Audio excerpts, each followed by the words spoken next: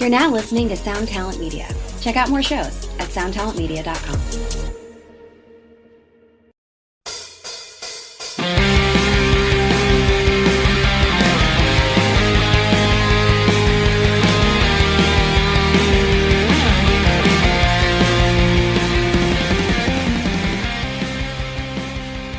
Hey everyone, today's guest is Laura Jane Grace, lead singer and guitarist for the Gainesville, Florida punk band Against Me.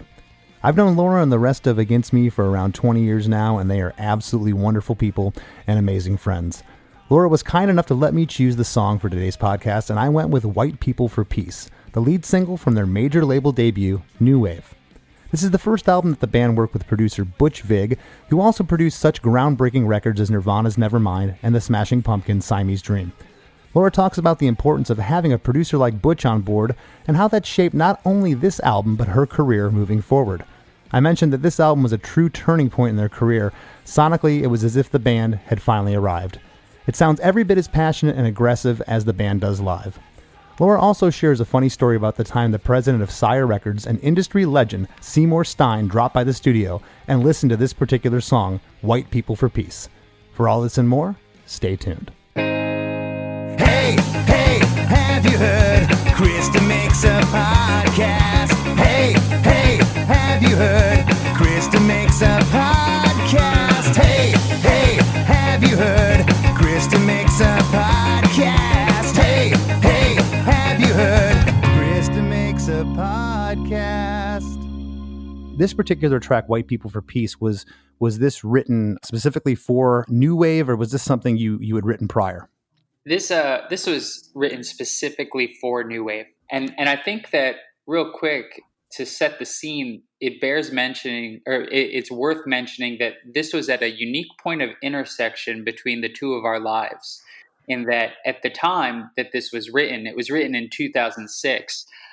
Specifically, it was written like directly after the two of us had spent the summer together on the Vans Warped Tour.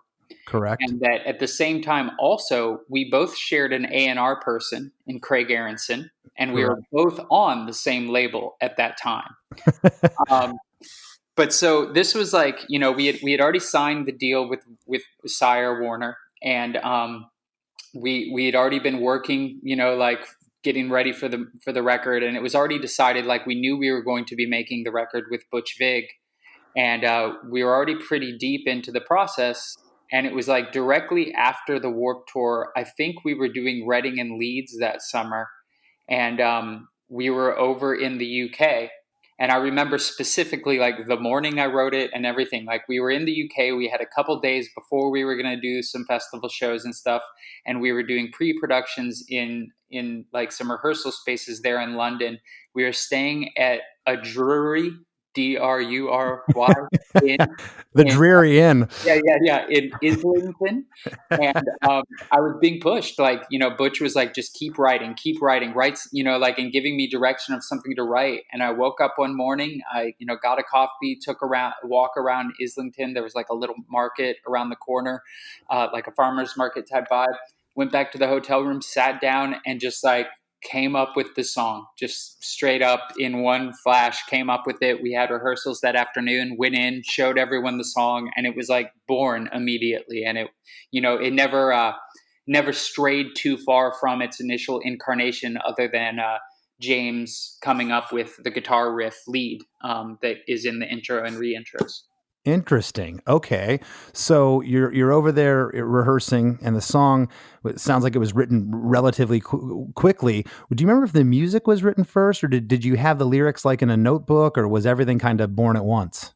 It was born at once, which is rare. And I mean, I live for those moments when that happens. Like, oh yeah. And I usually, most of the time, I start with the lyrics most often. And my theory behind that being is like, it's kind of like you can either get a room and then arrange the furniture within the room, or you can arrange the furniture first and build the room around it. And I'd much rather arrange the furniture first and then build the room around it. So I usually start with the lyrics and then fit the chords around them. But this was just one of those moments where it all came at once. And I was specifically like going for a vibe of like, I want like everything we had for the record that far wasn't like for lack of a better way to put it, like the heaviest rocking stuff, like I wanted something that would like be okay, this song will get the crowd going, just like straight up a punk song. So that was like my approach for writing it. And it just like, it all came at once, music and lyrics. Oh man. Well, I've always loved this song. The first time I heard it, it was like the perfect blend of like just teetering on just catchy. I hate using the word pop, but then it just had this underlying punk aggression and just nastiness to it. And knowing you, at least off stage, you've always been very, at least to me, very soft spoken and polite. And I just, when I hear you sing a song like this, I'm like, where's this anger coming from? and it's awesome. It's awesome to be able to channel that and do so. So when Butch first heard it, do you remember his reaction? It was a really positive reaction. Like I remember realizing like, okay, I got a good one. He thinks this one's cool. Like I knew I had done well. And it was like, again, like not only did it like by myself, did the music and lyrics come immediately and together, like it was pretty effortless as far as the band. Sometimes like, you'll work out a song on your own and you're like, oh, this is awesome. It works so well. And you bring it to the band and it's like a train wreck and the band can't figure out how to make it work together. Oh, but yeah. It was just seamless across the board. Like everyone knew what to do. And the song was there. Like we played through it the first time after I taught it to everybody, and then like immediately played through it again, and it was just formed. It was a song, and we had it. Yeah, and I mean this with the utmost respect when I say it, but it almost, now that you say it, it makes sense as if this was written so quickly. And here's the idea, and that's it. There's no really weird departure bridge part to the song, because I don't think that would warrant itself to the tune. It had to be, and I've used this term a lot, simple, but the chord progression throughout the song, and we'll get to that in a little bit. It doesn't differentiate too much through this thing. It just kind of keeps smacking you in the face, and that's what I love about it. It's just an instant track. And I remember specifically the Warped Tour in 2011. There were days, after you've been out there for 25 days, you don't want to watch all the bands every day. But this was one particular song. I'd be like, hey, we're going to go sign some autographs. No, I have to go. I hear him playing White People for Peace. I have to go watch him play that. And then I'll go sign some stuff. I always made sure to watch this one because I love the audience, their reaction. So the track is written. It was really quick that you had it, sounds like. And now I want to, if we can, just kind of touch on the lyrics a little bit. This was, of course, during the Bush administration when you had written this, 2006, and the lyrics to me look pretty verbatim, looking at them, but sometimes there's other stuff going on behind the lyrics, and I kind of want you to shed some light on that, if you could. Basically just kind of tell us what the song's about. Sure. It's a protest song, and obviously at the time, we were very much embroiled in conflict in the Middle East. And, I had kind of reached this point in my life where I was struggling with how to write protest songs effectively, in that you can get really specific and make it specifically about what is happening, the very specifics of what was going on in the Middle East.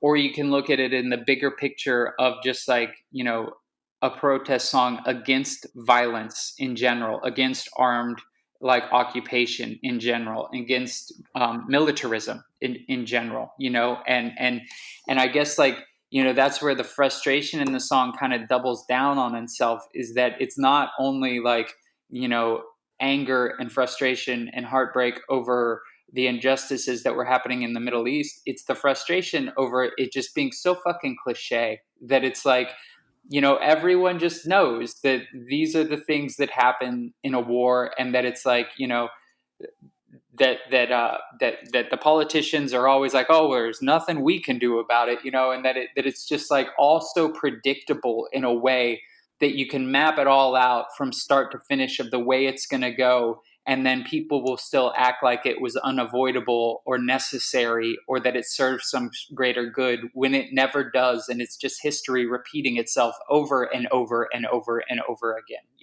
Mm-hmm. So that was the approach. And, with the title of White People for Peace, it was kind of a tribute to the Clash with like the song White Riot of like, Yeah. it's coming from a place of privilege of that, recognizing that I'm just like a white kid from the US who's like protesting against war from, while playing in a band on a major label and, coming from a place of privilege. And that, that's like kind of, the similar sentiment behind the song White Riot, so those were the elements that are at play there. That's awesome and very interesting. And I'd like to give our listeners the first verse here. Starts out, east and west could not agree, so their generals gave call, gathered troops at the border with guns at ready, drawn and aimed. Each side was praying to a god to bless them with strength and courage. And I gotta say, Laura, and I never really thought about this or analyzed it. I always just loved the song, but the last day or so, I've really been getting into the nuts and bolts in this. I picked up the guitar, I went through it, and not much rhymes in this song. It's almost like this was like a journal entry. You were pissed off one night, you just wrote this. And that's admirable. That's hard to do. Usually you want the 1 and 3 or the 2 and 4 lines to rhyme. And this is just kind of like and every word means something here. There's no throwaway words. And I love that. Sure. I go through phases when it comes to lyric writing with rhyming. Like I've been like really against rhyming in songs, but sometimes I'll be like, well, maybe not, maybe it's fine. But love him or hate him, I think it's undeniable that Eminem does some like pretty brilliant stuff when it comes to linguistics. Oh yeah. Like the idea of how to twist words and the phrasing of words to make them rhyme when they don't even rhyme. So you can still make them kind of flow and bounce off of each other from verse to verse. And I think oftentimes, it's more about getting like consonants to line up in lines, of like, okay, 5 and then 7 and then 5, or whatever combination, and kind of making things fit in that way. But this was like more of a manifesto approach to the lyric writing and more of a just like getting the point across. And that's what I mean by like, writing the lyrics first and then fitting the chords around it. Like, you're not going to come up with a new chord. All the chords have been invented. It's going to be in the key of C, or it's going to be in the key of F, or the key of it's going to be in one of those, and it's unavoidable. And you didn't come up with them; someone else did a long time ago. So that's a great point. The combination of like words, though, is infinite. Like you can come up with new ways to say things. There's far greater possibilities than there are of chord structures. So taking that approach is always like where what I prefer. But with this, of just sitting down and kind of laying it out of like, well, what are those dynamics of war? And it's always, that like two sides who have been divided, we're all one race, but there's a division. And each side is so sure of their righteousness, and each side always has God behind them. And just like, if you remove yourself from that situation, like, well, obviously that's false. Obviously, it's impossible for both sides to have God be like, you're correct here. And when it comes down to it, like, both of them are wrong, regardless of your subscription to whatever religion, like, most every religion is about, nonviolence and murder being bad, killing being bad. So like in my opinion, like I'm a pacifist, and that war is just wrong across the board. That there's just no justified reason for it, and that any kind of justification behind it is a falsehood. And that's I completely agree with that. I hate it myself. It's some people feel it's necessary, and I don't know. I I wish we could have world peace as well. Talking about want to talk about Butch a little bit, if we could. I remember when I heard you guys were working with him, I was just like, I wasn't jealous. I was envious. I'm like, they get to work with Butch Vig. I just love everything he's touched, pretty much. I think the guy's a genius. What was that like? Was he someone that you picked, or was this a label suggestion, or did you have a list of producers? How did he come into the picture? Well, when it came to that conversation, like with the label of like, okay, well, you all need to pick a producer now.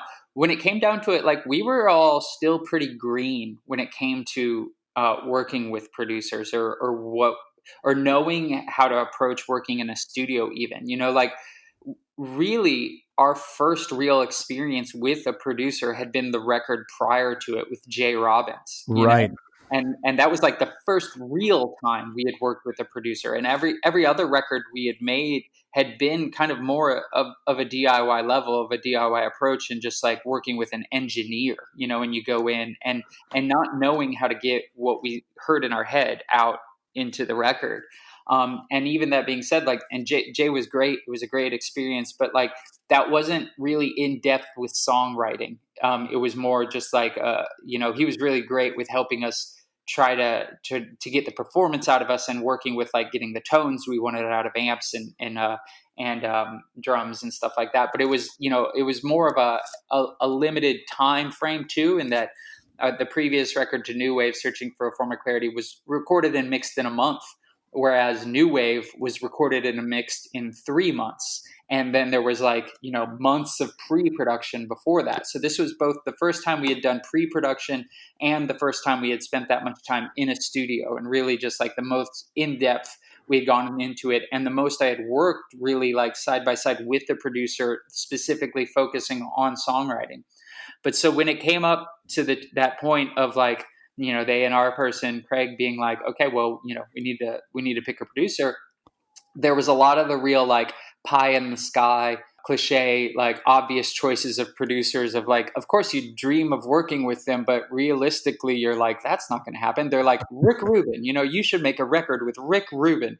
And it's like, well, yeah, that would be awesome. I don't know, so like there was that list of them, and Butch was on that list, and Butch was definitely, in my opinion, like similar, where I was like, yeah, right. Like that sounds rad, but that's never going to happen. Like why would Butch want to work with us? We're just some fucking punk band from Gainesville, like it just seems so far-fetched and realistic. But amongst that list of like names that all seemed unrealistic, he was the one where I was like, him, like if out of any of these unrealistic possibilities, if any of them could actually happen, I want to make a record with Butch Vig. Like he made Nevermind, he made Siamese Dream. Like for me, those records came out right when I was at that age where they changed my life. They changed who I was, and they changed my direction in where I would go musically. Just they had ultimate influence on me, and my friends and everything. So that when that chance was there, I jumped at it, and then it became a reality. That is so cool. It really is. I mean, and I might be putting you on the spot a little bit. What do you think of listening back now, 13 years removed to that record? Because I think it sounds incredible. I really do. I think today it just sounds as vibrant today as it did when it came out. I think we got so very lucky, so very, very lucky, because, it's not only about like, there's that list of impossible producers that they pitch at you. And you're lucky that, oh my God, this impossibility is actually going to happen. And that's one little bit of luck. But then the real bit of luck is that afterwards, and once you're in the situation, is that Butch actually cared. Like we could have gotten any of those producers on that list and gotten in the studio and then come to the realization of like, oh, this person doesn't actually give a shit. They're just taking the major label paycheck and they're going to pump out a record with us. And it doesn't matter to them whether it's good or not, because it won't actually affect their career, because they're this fucking like, big name record producer, and they'll go on to make a Red Hot Chili Peppers record or a fucking whatever, Yeah. So like that was the second bit of luck, is that Butch is just like salt of the earth, could not have like been more attentive and more invested in the record, and really just like made it what it was, and really guided us, and that we got the most out of the experience, not only in that like we got to make a kick-ass record, but that we learned so much from it, and that we had someone guiding us who was so very patient with us to be able to learn and to get the education out of it, and not just the recording experience out of it, like got to really like learn what it was like to make a record, in with that much money, like that much of a budget and that much time to spend in the studio, which were lessons that we could then take with us and would be invaluable, could apply to every other record we'd make for the rest of our lives. We'll be eternally grateful for that experience and for that guidance and just his generosity as a human. Oh, that's amazing. Well, and Butch at the time, he still does, kind of had the pick of the litter of whatever projects he wanted to do. So I truly believe he loved your band, and I think that's why he took the gig, and it shows. The record just it sounds awesome. And not to take anything away from Jay Robbins, who, for the listeners, Jay played in a band, or plays in a band called Jawbox. He was also in a band called Burning Airlines, and Jay's done a number of records. Of course, the Against Me record, Searching for a Former Clarity. That record and your previous records that you did in Gainesville with Rob McGregor, not taking anything away from those records. Certainly they're fan favorites, but I felt like the lights came on when I heard this record with you guys. I'm like, this sounds like Against Me. If you crank this up in your car, this is what it sounds like if you're in some sweaty club watching these guys play. It's just loud, it's brash, and it sounds great. Yeah, to us personally too, it like felt like a zenith in that way of like all the elements came together,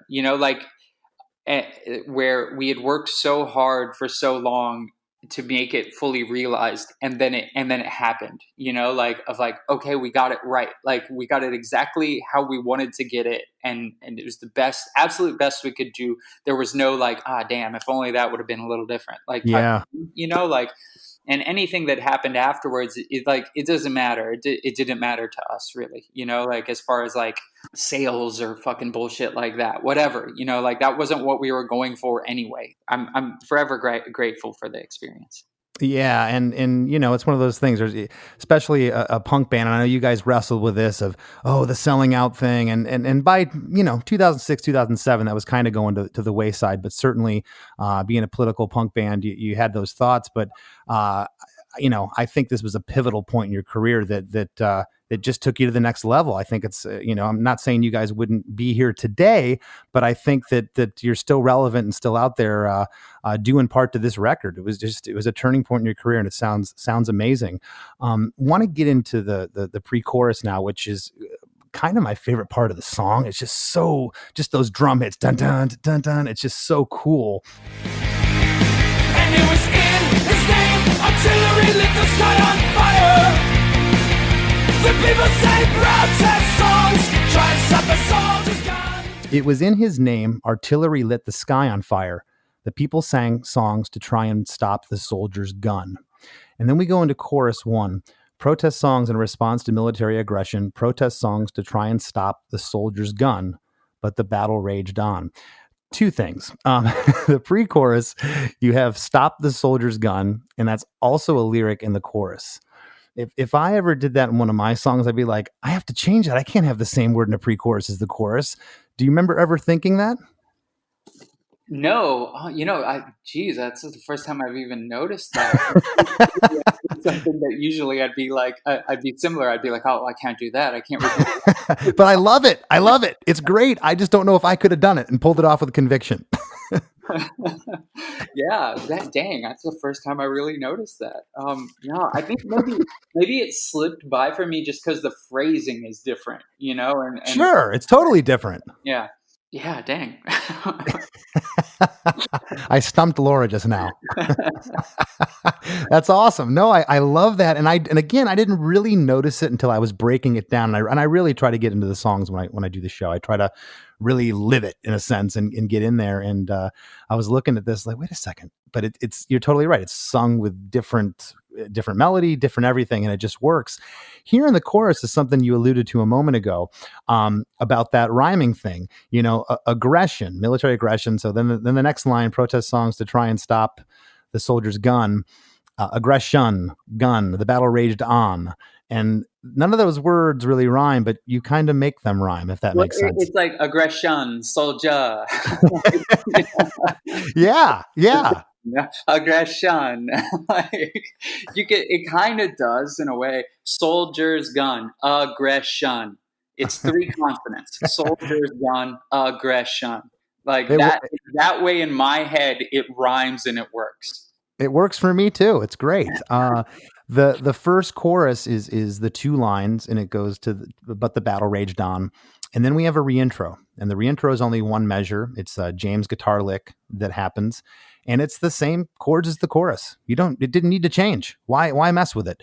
And I want to ask about this first chorus. Was up to this point in the song, up to the first chorus, do you remember Butch changing anything or making any suggestions? Hey, this should be a double chorus here, or was it a double chorus and he cut it back down to one, or was it pretty much what it is here?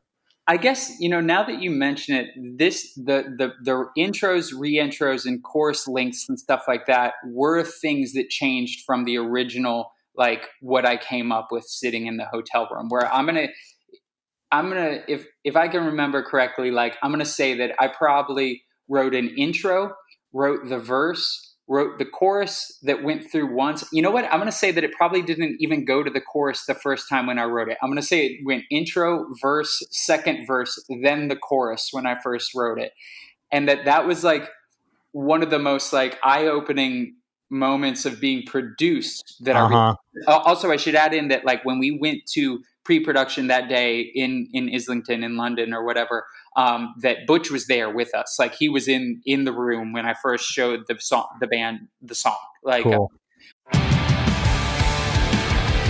What's up, everybody? I am Finn McKenty, host of the Punk Rock MBA podcast, part of the Sound Talent Media podcast network. My podcast is all about doing what you love for a living, and every week I sit down and talk to people who have done exactly that. For example, musicians like Tommy from Between the Buried and Me, Matt from Periphery, Lil Lotus and Shinigami, among many others, photographers, artists, designers, YouTubers like Glenn Fricker and Sarah Dici, and I unpack exactly how they got to where they are today with the goal of helping you do the same. So if that sounds cool, you can listen and subscribe at soundtalentmedia.com, and I'll see you there.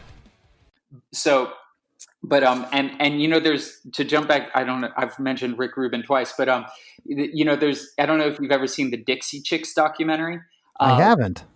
It's a cool documentary. There's this one scene where they're making a record with Rick Rubin, and they've been like working on the song, and they bring it to him, and he listens through it, and they're like waiting for his advice on what to do with the song, and he like strokes his beard, and he was like, I would say, make that better.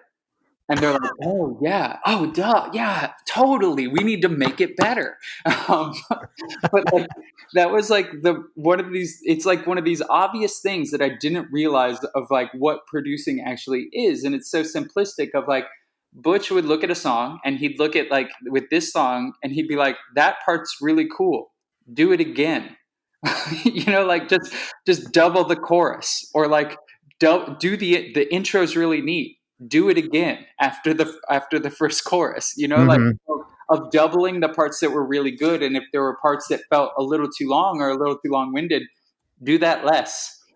And isn't it funny how a producer, I always kind of equate it to like a little league coach. It's like if one of the kids on the team, or if Andrew or James were like, hey Laura, we should double that chorus, you're like, fuck you, this is my song, but the producer's just like, I like that part, you should do it twice. You're like, okay.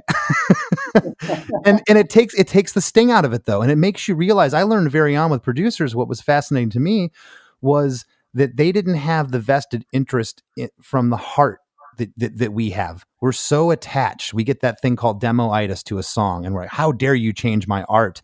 Where they're just coming from a point of, I like the way it makes me feel when you double the chorus. Just try it. You're like, okay. And then later on you go, I can't imagine having not having the chorus there. I can't imagine skipping it. And this almost now, because this is the shortest chorus in the song, this almost sounds like it was a compromise where it's like, we got to get this in there. It's so damn catchy, but we don't want to give it away yet. Right. Because the second chorus is the double chorus, and so it's more like building to that. And you're right. Like it is. And that's the testament to a great producer is that they can like kind of disarm you in that way and open you up to suggestion, because especially being in a punk band, and I've been the producer at this point where I've made a couple records with bands where like it seems real, like oftentimes punk bands are like, hey, I want you to produce this record, and then you like get into the studio, and because they're punk, they're like, I hate the producer. I'm not going to listen to anything you say as a producer because we're punk and we're artists, and no one's going to tell us what to do with our art, you know? And I've been that person too on the other side, where that's your attitude because you're so protective and you don't have trust, you know? So it's like so hard to get to this place of trust where you're able to be like, okay, I'll try that. And oftentimes, you know, the only way you know like they're right or that you know, is because they're not wrong, because you play it and you're like, that does feel good. It's not wrong. And you know it's wrong when you play it and it is wrong. But you have to admit to yourself when you play something, you're like, no, it's great. It works. You just know it works, you know? But again, a testament to Butch for being great in that, like, he got us to that place where I was totally 100% willing to listen to his advice and totally willing to try out anything he suggested. And he was also totally willing to be wrong if he was. And it's great to be able to open yourself up to that vulnerability, because that's hard. Yeah. It's very hard, you know, especially when you've been, you guys, you were successful. You know, you had a good track record going on here. You had a great fan base, and now you're trusting somebody else. And that's hard to do, because if it's not broke, don't fix it. You were doing well up to this point. And the fact you were able to open up and let somebody in, that's huge. And not a lot of bands can do that. Getting into the second verse, sirens filled the air and the ground shook with war. Civilian casualties had been a cost that was predetermined. When interviewed for report, victims pleaded in frustration their claim that this was a war without reason. This verse here is a mouthful. You're spitting some words out quickly. I don't know how, like, the victims pleaded. I'm like, whoa, I had a, like, is that really what you're saying there? Sirens to the air and the ground shook with war. Civilian casualties had been a cost that was predetermined. When interviewed for report, victims pleaded in frustration the claim that this was a war without reason. It's a lot, and great verse. And then we get into the pre-chorus number 2. And this line is just, I love it. And bureaucrats engage in debate to try and reach a resolution. And then the same line happens again after that. The people sang protest songs to try and stop the soldier's gun. And just the drum accents and the chord changes in that, it seems like it grows there in the production. Do you remember Butch talking about that at all? Like, you know, we got to bring another guitar in there, or production values in that part of the song? Not specifically, but I do remember that being like kind of an overall approach to like, how do you build the song and get the dynamics to like re-engage you each time it got to it, especially if it's like, you know, a 3-chorus song, like how do you bring something new? And that it is about that, if like re-hooking someone in, and you got to bring it back into the song. But damn, like, you know, talking about lyrics being a mouthful, like I do recognize that fully. And there's so many times often like playing live, especially, where I'm like, Jesus Christ, if I could only have been like a little less verbose. You know, like, yeah, I can't even breathe. I'm at the Cat's Cradle in friggin', you know, North Carolina. There's 800 people shoved in a room that could comfortably fit 300. And here I am trying to get out 18,000 words. I hear you. What I would give to be in that room right now. I know, right? Feel that, smell that much sweat and feel all that spit flying back to me safely. Oh yeah. But also, like, not to mention with this song, it's like, it's all downstrokes. So like, as far as a wrist workout, Jesus Christ, you're just like hammering on 16ths the whole entire time of the song. Which again, like, you know, talking about, well, how do you build it? Like that's, you know, so it is like, it's about those like subtleties between the guitar of like having the riff in the intro and the re-intro, which is a hook. And then like, you know, kind of pulling back during the verses and letting it kind of explode during the chorus, but it explodes in a way of like making it expansive between the chords, even though it's just barreling along like a train, you know? Well, and hammering those 16th notes like you were talking about, it makes the song sound faster than it is. I mean, this is a pretty peppy tune, but this thing is just driving. And it's the way that 53 BPM or something like that. I want to say. Yeah, it's just the way that it's played, and you know, it's in the lyric of the song, aggression. There's a lot of aggression in that guitar playing, and of course, I want to talk about in a moment James' backup vocals, which are just so cool. I love the harmonies that he does. So we get into chorus 2, and chorus 2 is doubled. Protest songs in response to military aggression, protest songs to try and stop the soldier's gun. That goes through twice, but the battle raged on. And then we get into kind of what I would call the bridge guitar solo. It's only one measure of the same chords as the chorus with that intro riff guitar solo coming in.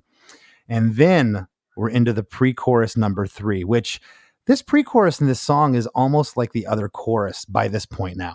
It's so catchy and so good that I want to hear it. And this is genius now. And I want to know if this was you all or Butch. Now this pre-chorus is doubled. I don't even remember. So here's the lyrics for the listeners. While the broadcast, like their prayers, went unanswered and ignored, God, like the rest of the world, just watched in silence. And the melody is tweaked here a little too. It's not quite like the first two pre-choruses. And you don't say "stop the soldier's gun" in this one, but you go on to say in the second half of it, there was purpose to be served, there were fortunes to be earned before a peace could be called to stop the fighting. They sang. And then it gets in. We'll get into the third chorus in a second. But sounds like you don't remember if you or Butch doubled that one. I honestly can't remember it because I know that it wasn't purposeful. I basically is what I'm saying. Like, I know that when I sat down and wrote the song that I was not like, okay, well, these first two pre-choruses, I'll repeat that line right before the chorus set up. And then with this third one, I'll double it and do that. Anything that happened was totally like coincidental on my end of that. I was always going for bulk. Like, I'm going to write as many words as I can, and I'm going to write as much music as I can, and then somebody's going to tell me to edit that and chop it down. And that's a better problem to have than not having enough when I go into practice and everyone's looking at me like, we need something to work on, you know? So that was always my approach. But I'm going to guess that the arrangement of that was something that was then worked out between all of us and Butch and everything. But, you know, the following chorus, then it's like, it's a different chorus, and that it does pull back. And it's something that we've like adapted even in with the live show. And, you know, it took us years to realize we could do it of like with that third chorus of like, oh, you can totally drop out the music here and it can just go straight to the kick drum and then hand claps. Uh-huh. You know, get the audience going and then go into the chorus and then rebuild back into it one more time before, because it's like the last chorus is like 4 times through, I want to say. Yeah, well, yeah, and I want to get to that real quick. The last thing about this pre-chorus, though, that again, this is almost like a chorus at this point, especially now that I love the part. I love the way the angst in your voice and how you sing this thing. I can't think of another song. Usually pre-choruses happen twice in a song. You know, I can't think of an instance where a pre-chorus was now at the very end of the song doubled. I just can't. But this works so well, and I can't imagine it not being 4 times. It's awesome, or 2 times. It's great. And then you get into the last chorus of what you're speaking of. This is interesting. Okay. The first 4 lines here, James's harmonies change. Yeah. I think prior to this, my vocal approach was always a different melody every time. I was always going for performances, not like I would write the chords and in my head I would hear melodies, but it was never like, and now I'll do this again, you know, like it was always just like, and now this time maybe I'll be a little more reserved in my performance, because I was always thinking about it live. And so working with Butch was the first time it like dawned on me, you know, through his guidance of like, hey, you need to write a vocal melody, and that needs to be what of the song. That's like a part of it, you know. So it was the first time we had planned anything in any way. First time we had done, you know, and before, when it came to backing vocals too, it was always just like a free for all of like, you know, being like, okay, well, you know, it'd be cool if you did some backing vocals on the chorus, because I think that would encourage the audience to sing along on the chorus too. So if they hear you on the record singing along, then they'll know to sing along live to the chorus. But this was the first time we had thought out, like, or we had been, you know, guided to like, hey, you should come up with what the vocal harmony is, and you should plan it out and make make it interesting. And it's a pretty big change, these first four lines in this last chorus before it doubles another four lines. Do you remember Butch, any input from him, or did he ever say, well, we can't change the melody of the chorus? Because typically you don't. If you're going to change the melody, hey, we'll make the back half of the pre-chorus a little different than the first time, or there might be a little melody fluctuation, but this is drastically different, these first four lines. I feel like I'm learning about the song. Chris, tell me more. Who the hell knew you had to talk to me to learn about your songs? Jeez. It's cool though. That's what I love. I love doing this, and I'm really getting a kick out of your response, Laura. I really am. I think it's funny because I'm sure people could teach me about my songs too. You know, when you record something, I always joked, it's not like I sit around listening to my own music, you know. Sure. Yeah. You listen in the studio, but like you're listening with different ears too. Oftentimes, you know, like, and it's so jarring where like you listen to a record you've made a couple months later and you're like, oh, holy shit, what the fuck is going on there? That's the tempo, you know, like, or yeah, what was I thinking? Yeah, you're like, oh, that lyric is bad. You know, so you're just listening in such a different way in the studio. And when you're in the moment, and then when you remove from it, you know, and oftentimes too, like, you know, it's such a different experience between playing something live and trying to record it and the way you hear it live versus the way you record it. But I will say that with this song, like the experience of listening to it recorded is similar, really similar to playing it live. And that's like always something that we wanted, is like, we want it to sound like it sounds live, you know, like we want it to sound like we sound like with the band. And that's something that had always been so elusive to us and hard to capture, and something that I am proud of with New Wave, you know, in general. When I first heard it, I was like, this is what they sound like. This is what Against Me sounds like. It's raw, it's in your face, it's brash. The chorus goes through another full set, which it picks back up to the original melodies. Then it ends with the battle raged on, and that's the end of the tune. And it's just a great track. I want to go back real quick when the song was recorded. And you know, that first time in the studio, you're sitting around and you're kind of making sure all the parts are there, all the overdubs, and Butch is there pushing up the faders, and you're sitting back. What was your initial thought? Well, this song actually has probably one of the best stories behind it as far as tracking, and one of the most unique experiences when we were in the studio. It was one of the first songs we recorded, not the first. The first song we recorded on New Wave was the song Piss and Vinegar. That was the first one tracked. Okay. And the logic behind that is that it was the easiest song to play. So like, go in and track your most effortless one. So while White People for Peace wasn't the most easiest, it was still straightforward enough that it was one of the earlier ones. And it was also like, you know, it was there. Like a lot of the stuff we've talked about as far as like doubling parts, you know, doubling courses and stuff like that, sure. But the overall parts were there, you know, so like the arrangement of it, while it might have been like worked out over pre-production, it was like decided going into the studio. But so it was one of the first songs we tracked, one of the first songs we finished everything for. And, you know, we still had probably like half of the record to finish, and we're sitting there in the studio. We recorded at this studio called Paramount Studio in downtown, or in Los Angeles, downtown Hollywood. Not any affiliation with the movie studio, but okay. And we're sitting there one afternoon, and there's a buzzer on the intercom goes off, and the front desk person is like, Seymour Stein is here to see the band. And we thought it, you know, Seymour Stein, he, for those who don't know, he founded Sire Records. He signed the Ramones. He signed Madonna. He signed, you know, Echo and the Bunnymen, like you name it, like a historic figure in the music community. Belle and Sebastian wrote a song about him on The Boy with the Arab Strap, like a mythological figure in rock and roll, right? So we thought it was like somebody fucking with us or something. Yeah. But sure enough, Seymour Stein comes waddling down the hall and into the studio. And he sits down at the console. And like Butch is just as like kind of blown away as we are that like Seymour Stein just came into the studio, and he came alone. You know, he didn't like come with an entourage, no one with him or anything. He just comes in. He was checking on his investment. Right. he finds you. Right, yeah. So he comes in and he sits down at the console just like it's the naturalest thing in the world. And he's like, and we're just kind of like looking at him, you know, and he's like, well, play me something. So So Butch tells Billy, who was one of the engineer we worked with, he's like, let's play him White People for Peace. So we play him White People for Peace. Song finishes. He's silent for like what feels like an eternity. He turns to Butch and he's like, well, Johnny Ramone would have either loved it or hated it. How do you take that? I don't know.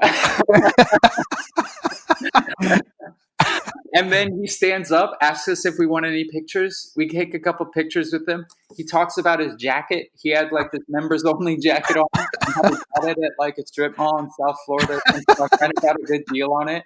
We take the pictures, we shake his hands, and he leaves. And then we just carry on with recording for the rest of the day. And that was it. That was like, that was the experience.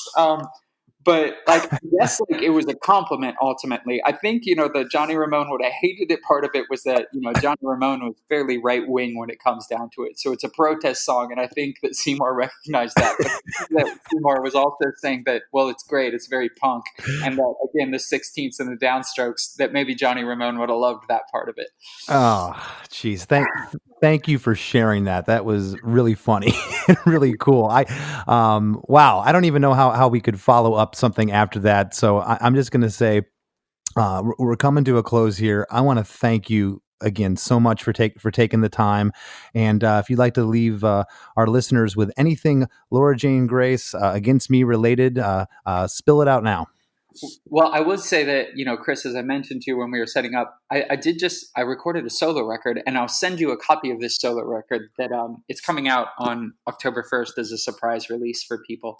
And I recorded it here in Chicago with Steve Albini, totally analog recording. Awesome. Just me and a guitar.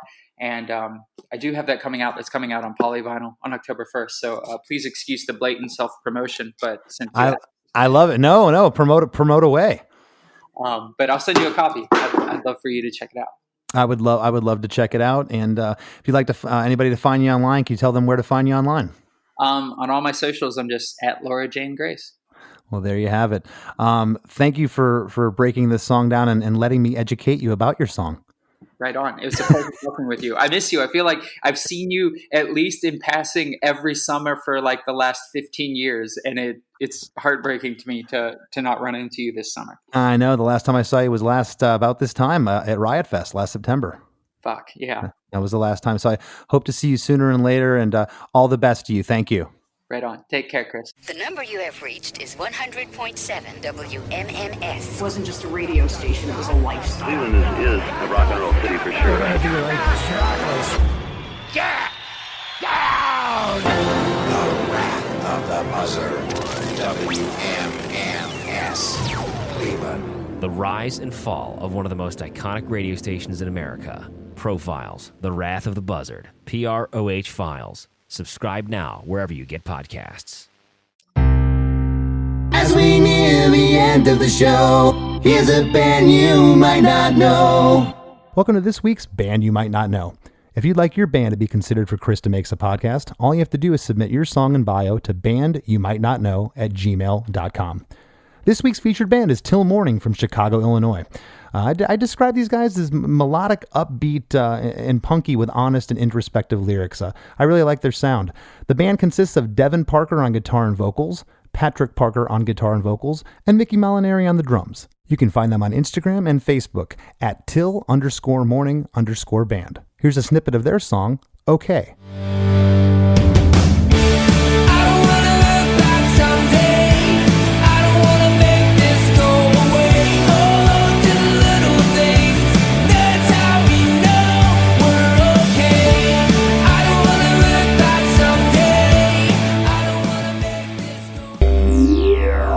The Wrap with Chris and Chris. Hey, Chris, that was another great episode. And I thought it was really impressive that you actually taught Laura about her song.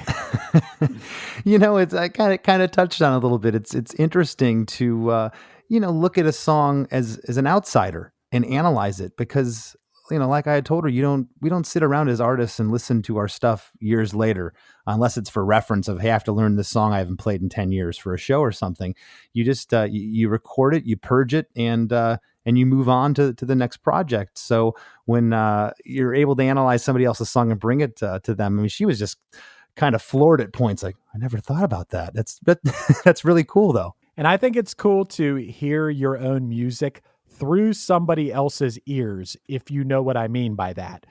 Because of course you'll get a mix back of a new song, you'll listen to it, and a lot of times you're going to be psyched on it. You're hearing it for the first time. If you're not psyched on it, that's a problem. Usually you're excited about it, and then you play it for your friend who's a huge fan of your music, and they love it, and you're really hearing it through someone else's ears. So now you're super psyched. But then maybe you play it for your parents who aren't into punk rock, or some random person. So now you're hearing it from a whole different perspective where you're like, oh, is this too brash for this person? Are they not hearing the vocals so clear? Do you know what I mean by this? Have you had this experience before? Absolutely. I mean, there's times when you'll play something for somebody and it's just like right in their wheelhouse. So they love punk and ska. They're going to love this. Right. And other times it's someone you're like, I want them to love this, but you're kind of looking at the look on their face and it's kind of like there's a blank stare there and you're going, and then you start analyzing, you start saying, maybe the guitars are too loud. Maybe it's too fast, Yes, exactly, man. That's exactly the thing. I thought another really cool thing that I know you talk about most episodes, but I was really thinking while I was listening to this about how important repetition in a song is. And I think when you're a younger band or more inexperienced, your idea in your head of what is going to be enjoyable for the listener is to have as many new and exciting parts happening in a song. Not to take away from that or saying that can't be cool, but there's something to be said. And sometimes you need a producer to say, yo, you need to repeat that chorus, or you need to do that pre-chorus more times and really pound that main melody into people's heads so they can sing along to it. And that seems like such a simple thing, but hearing Laura talk a little bit about Butch Vig in that situation, you wouldn't think Butch Vig would necessarily be talking about, how many times you repeat a chorus. It doesn't seem like that crazy of a thing that you would hire someone like that to think about, but it's so important, man. It is, and it's interesting. You go back to the origins of rock and roll, and it's the reason that Louie, Twist and Shout, and some of those songs are all the same tune. It's just that immediacy and that catchiness, and it doesn't need to have more parts. It just needs to be that, and that's what I love about White People for Peace. This song, it just keeps hitting you with this riff, and it doesn't have to change. I had mentioned in the episode, if there was some weird departure bridge part that took you away, it wouldn't have the driving force I think that this song has. There's something to be said about simplicity, and that's hard sometimes for me to say to artists. I don't want them to make them feel like I think their song's simple in a bad light, and I think most of them get it. But there's a simplicity sometimes that people take for granted. And as I've gotten older as a songwriter, I'll have this grandiose thought in my head of it has to go to some crazy bridge part, or the chorus has to be this. It's like, no, it doesn't. It just needs to be what it is, and you have to really listen for that and pay attention for what the song calls for. And that's difficult sometimes. Right. And one thing that Laura brought up that I don't think we've talked about at all on these podcasts yet is you're getting down to the very little aspect of the way you strum the song. And this song is all downstrokes. Mm-hmm. And there's a lot of punchline songs and other bands I play in where that just adds to the feel of the song. And maybe the listener doesn't even realize that, but there is such a difference between going up and down and all downstrokes that you and I know that difference. And you have that sort of aggression when it's all downstrokes. And it's funny because it almost looks like, if you're watching a person play all downstrokes, it just looks aggressive, and you're a guy who also knows the value of the upstroke. That's very obvious in ska music. The upstroke is maybe the most defining thing about ska music, but the downstroke when it comes to punk rock and aggressive music is just as important. Oh yeah. And I never thought about this as a young songwriter. And when I got into studios with producers, the first time they would talk about things, hey, what if you strum this a different way? Well, what do you mean? What if you downstroked it? Well, what do you mean? Like this? Like, okay. You just didn't think about it. At least I didn't early on. And those are things that I learned along the way. And it can make or break the feel of a part of a song. Absolutely, man. And that's the right word too, feel. The way the song feels is really determined by so many things. Strumming, the rhythm of the drums, the bass lines. Do you have the bass line that's just mimicking the root note, or do you have, in the example, Less Than Jake's a perfect example of these bass lines that are wild. They're great, and they add so much to the song. And it's not just Less Than Jake. Think about Flea and Red Hot Chili Peppers and how important, Flea and Roger and all those bass players who just stand out, and how important that is to that music and to the feel of the song. Absolutely. And one other thing I wanted to touch on that Laura mentioned was I was just so stoked of how open she was to just in praising of Butch Vig. A lot of bands, the producer, there isn't great stories. And I always love a great producer story. It sounds like Against Me learned a lot from Butch, and he, brought a lot of value to this band. I knew it when I heard the record initially. Like I said, I thought it just sounded like Against Me in a really loud venue turned up to 11, and just I loved it. And it sounds like she learned a ton from him, and as she said, has taken that further in her career of how her and the whole band approach record making to this day. Right. It is really cool that one of those benefits, minus your album sounding great and your songs being better, to working with a good producer, are those things that you learn and you take away and then you carry with you throughout the rest of your career. In Punchline, I think about working with Sean O'Keefe and Mark McCluskey and Shep and Kenny, and they were all different styles of producers, but everybody in our band learned things from all of those guys that we still use today. Yeah. And that's so important. And I just want to make mention again that Laura's solo record is out now on Polyvinyl, so make sure you check that out. And here's something else to check out, Chris. Thanks to the listeners of Chris DeMakes a Podcast, we were able together to raise $1,205 for Big Brothers Big Sisters of the Laurel Region, which was September's charity on ChrisDeMakesADifference.com. I think that's really awesome. It was the first month that we did this at ChrisDeMakesADifference.com. And big thank you to all the listeners out there, because that's pretty damn cool, I would say. It's awesome, especially as we mentioned in previous episodes that we know times are tough right now with everything going on. A lot of people are out of work. So thank you so much for your generosity. I know Big Brothers and Big Sisters of the Laurel Region was very thankful for all your help. And for those of you who don't know, here at Chris DeMakes a Podcast, every month we're going to be featuring a charity. Every week we'll be discussing it, and we would love your help. For the month of October, the charity is Gilda's Club from Middle Tennessee. This one's near and dear to my heart. Matt Yonker, the drummer for Less Than Jake, his wife Allison has been a part of Gilda's Club and worked there for the last 15 years. Gilda's Club is named after comedian, SNL cast member, and wife of Gene Wilder, Gilda Radner, who was diagnosed with ovarian cancer in 1986, and she died of it in May of 1989. Gilda realized the importance of emotional and social support while facing cancer. And Gilda's Club Middle Tennessee opened its doors in 1998, and now, more than 20 years later, it offers about 60 professionally led supporting and networking groups and more than 50 educational workshops and lectures each month, all free of charge. Programs include support groups, individual counseling, healthy lifestyle workshops, mind-body classes, social activities, educational lectures, and community resource information. So this is a good one. Please go to ChrisDeMakesADifference.com. That will direct you to their site where you can donate, and every little bit helps.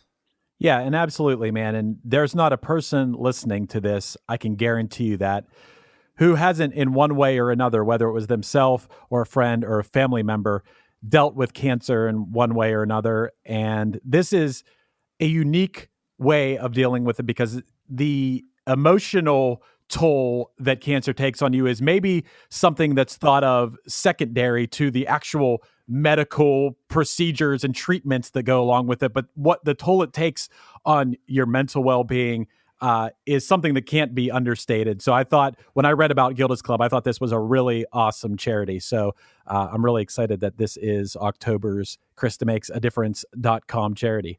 Yes, having been personally affected myself by cancer in my family, and about a month ago, lost a dear friend of mine who played in a band in Florida I've known for years to cancer. This really hits home. So again, please go to ChrisDeMakesADifference.com and donate if you can.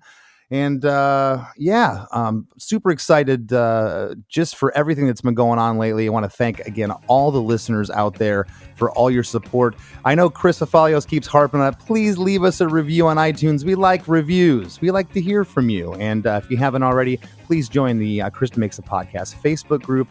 And hit me up at chrisdemakes@gmail.com. I want to produce your band and collaborate with you via live one-on-one Zoom sessions. So hit me up and we'll work on your songs.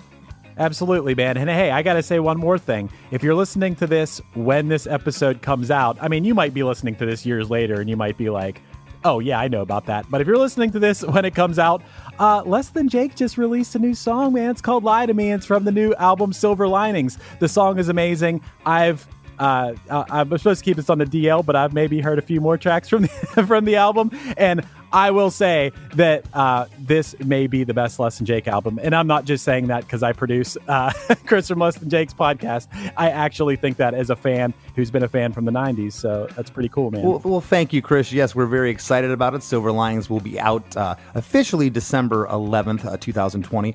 But you can go to Pure Noise Records and find all the bundles and everything associated with it and go check it out. I'd really appreciate it.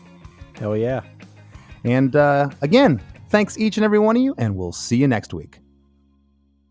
The number you have reached is 100.7 WMMS. It wasn't just a radio station, it was a lifestyle. Cleveland is a rock and roll city for sure. Get down! The Wrath of the Buzzard. WMMS. Cleveland. The rise and fall of one of the most iconic radio stations in America. Profiles, The Wrath of the Buzzard, PROH Files. Subscribe now wherever you get podcasts. Hey there, I am Johnny Christ from Avenged Sevenfold, and I've got a podcast called Drinks with Johnny you're going to want to check out. I sit down with a bunch of different people from all different walks of life, from professional wrestlers to actors, comedians, fighters, musicians, everything in between. I'm just looking to make some friends and have a good time doing it. So if that sounds like something you're into, go check out Drinks with Johnny, streaming everywhere now.